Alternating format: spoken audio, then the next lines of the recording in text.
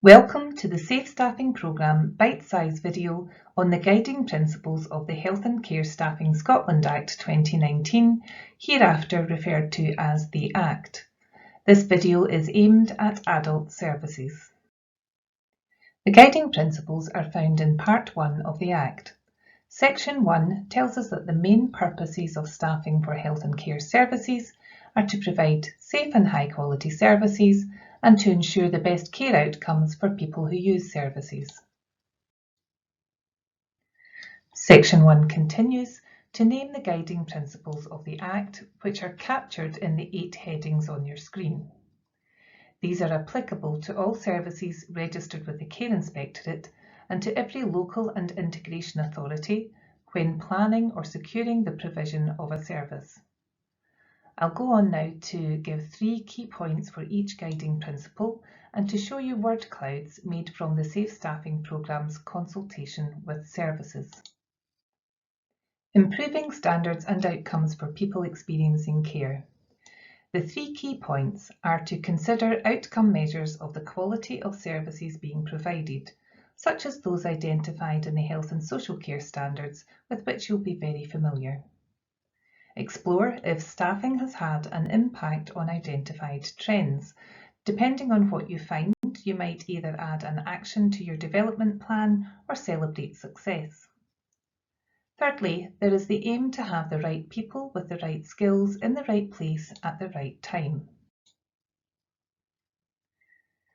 The Safe Staffing Programme collected information from our various events from April 2023 to March 24.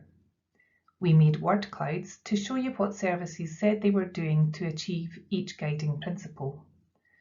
Involvement of staff was a popular way of improving standards and outcomes, followed by daily assessed need and team meetings. There's also mention of quality assurance, reflective practice, and a multidisciplinary approach. The second principle is taking account of particular needs, abilities, characteristics, and circumstances. The 3 key points for this guiding principle are adopting a holistic, person-centred approach.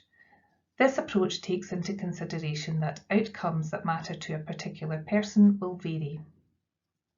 Staffing decisions reflect the ability of people using services. For example, you would consider staffing needs if a person does not have the ability to participate in their care and support. Information is given in a format or language that is right for the person, and this is reflected within the Health and Social Care Standard 2.9. I receive and understand information and advice in a format or language that is right for me. Services told us they involve the person they are supporting and consider staff deployment and care reviews when taking account of particular needs, abilities, characteristics and circumstances, while also taking staff continuity into account. Respecting dignity and rights. The 3 key points for this guiding principle is to adopt a human rights-based approach.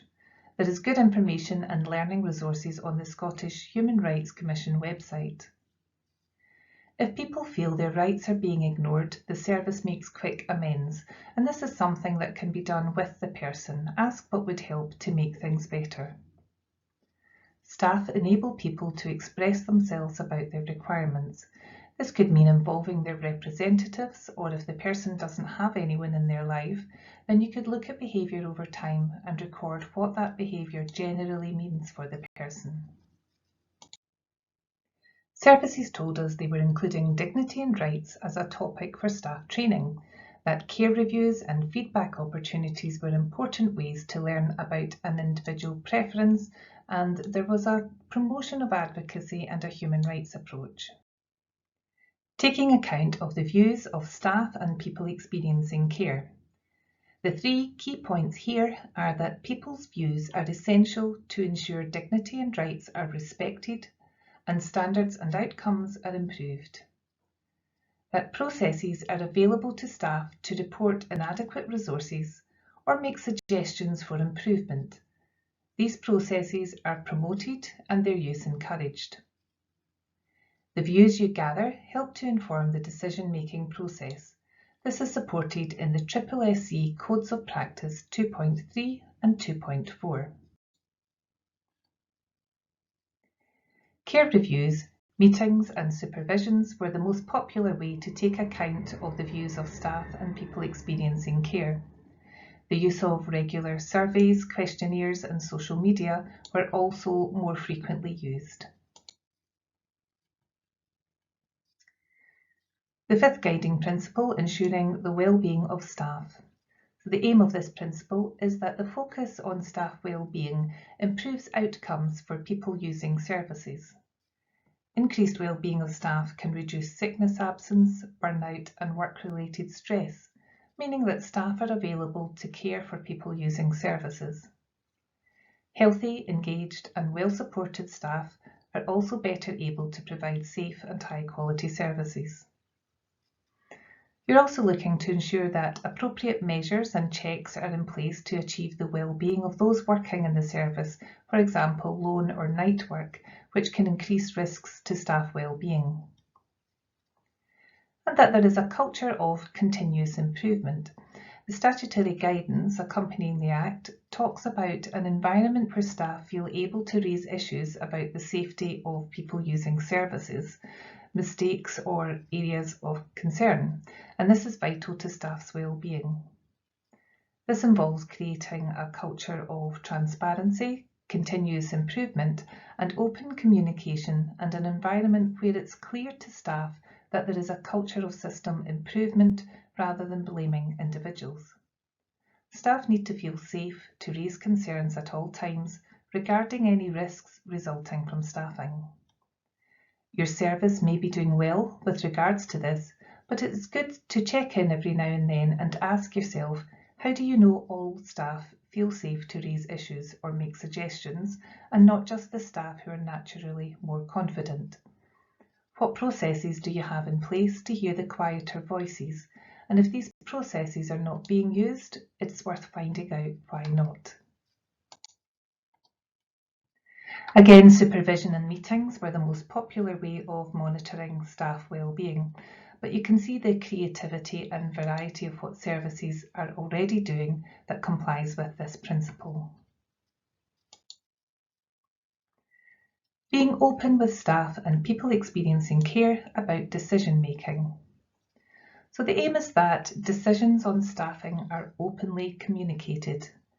You will use a variety of communication channels depending on people's needs and preferences. There is a transparent culture which opens the service to new ways to overcome risks as people feel comfortable approaching the service. And involving people using services in the recruitment process is another way to work towards transparency. Team meetings, emails and social media were the most popular way of communicating decision-making about staffing, followed closely by supervision, care reviews and newsletters. Allocating staff efficiently and effectively. The three key points are that staff deployment has the greatest impact on providing high-quality standards that bring about the best outcomes for people. Staff skills are matched to the needs and choices of people using the service. This could be something as simple as there may be a person you're supporting and a staff member who both love to sing. This could make a positive difference to both parties. Staffing is flexible to suit the needs of, for example, hospital appointments or social outings. Services identified skill mix as important when allocating staff efficiently and effectively.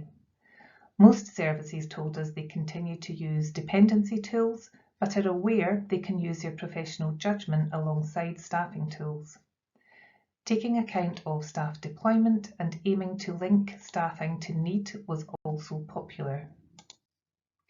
The aim of the final principle, promoting multidisciplinary services as appropriate, is that each unique professional role is recognised and promoted to bring about high-quality services and the best outcomes.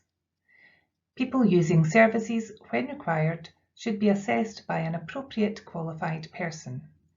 It may not be easy to access some services due to geographical differences, in which case we would recommend you record your attempts and any escalations you make. Feedback from other professionals informs the decision-making process.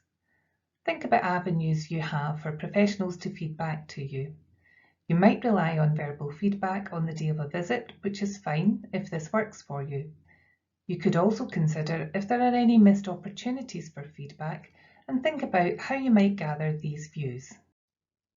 You can see on the word cloud that supportive relationships were important, as well as multidisciplinary team meetings, care reviews, and that visiting professionals have ease of access. You can find further information on the guiding principles in the statutory guidance that accompanies the Act.